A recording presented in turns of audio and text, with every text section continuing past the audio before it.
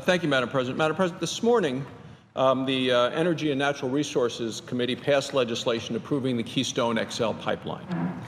Congress, I believe, should do all it can to push the Obama administration to approve this project. And this, of course, will help create American jobs.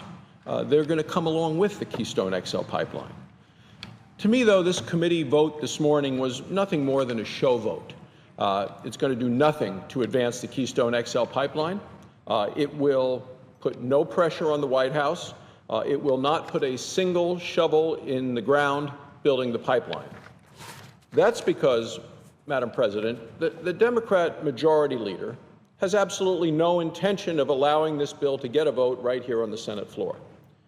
He knows that if senators got to vote on this bill, that there is a very high likelihood that it would pass. Now, President Obama can't afford that, and the majority leader will not do anything the president doesn't want him to do. The majority leader will not do anything to anger the extremists who fund the Democrat Party and who oppose an all-of-the-above energy strategy and a plan that includes oil.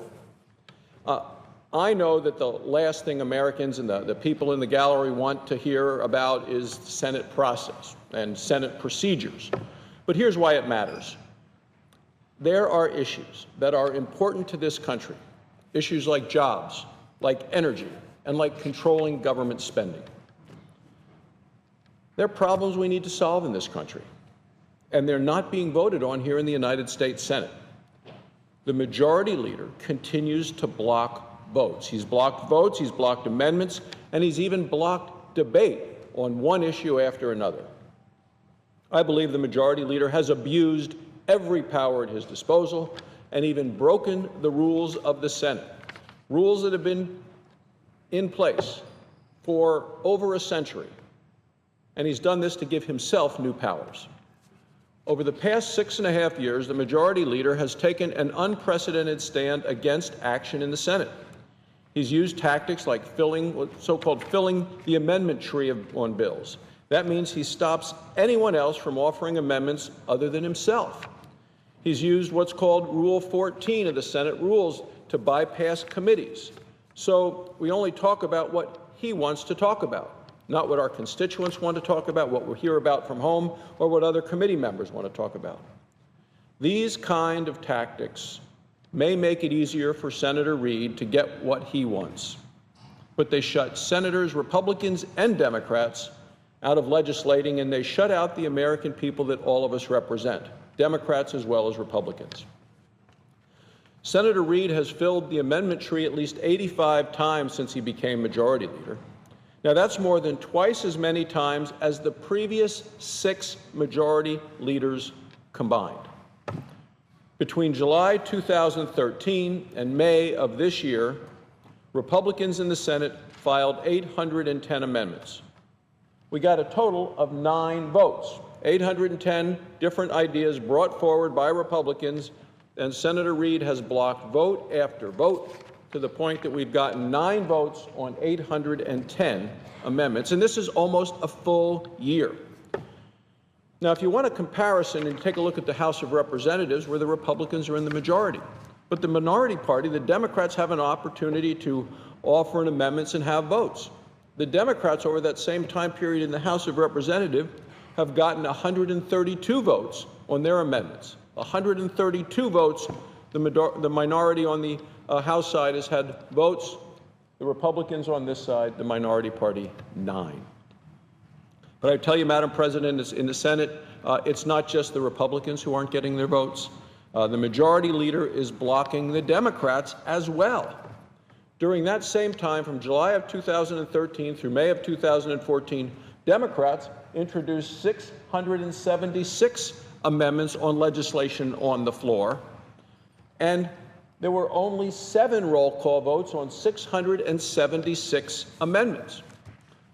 So I guess it's not surprising that Republicans can't get votes on their amendments, but it's very surprising that the Democrats can't get votes because only the majority leader gets a vote.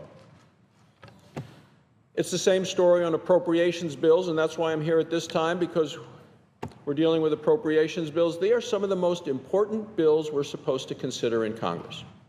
These are the bills that determine how much Washington spends every year on all the discretionary programs.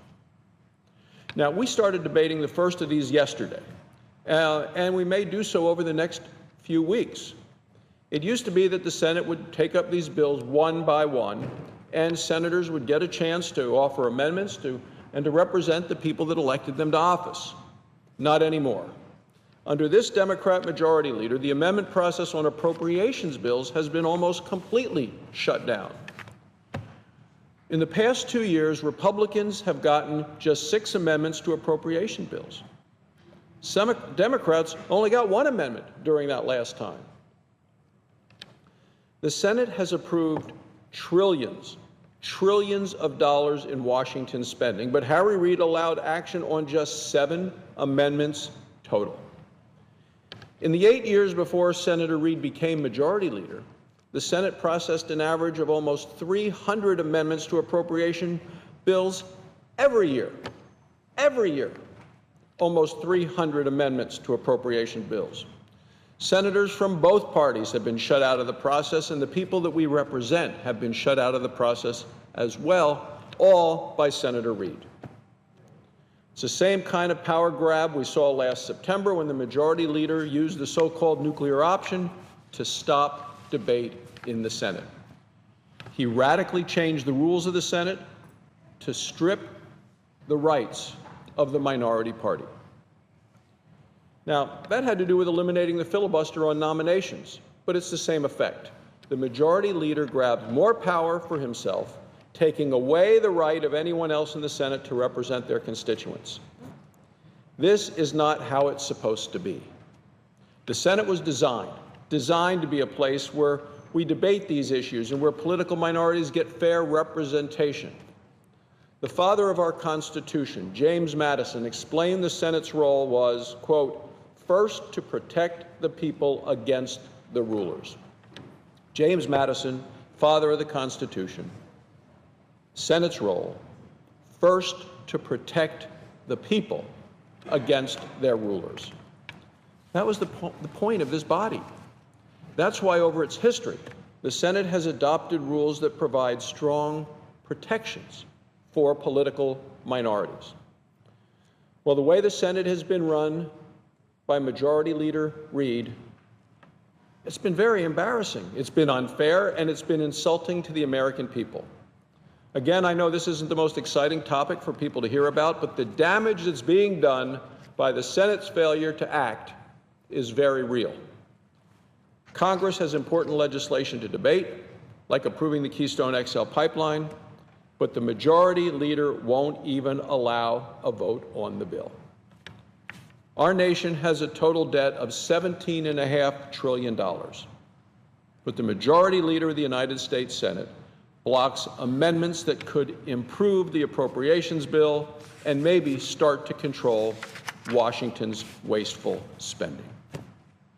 We should have an open amendment process on these appropriations bills this year, as we should have in previous years.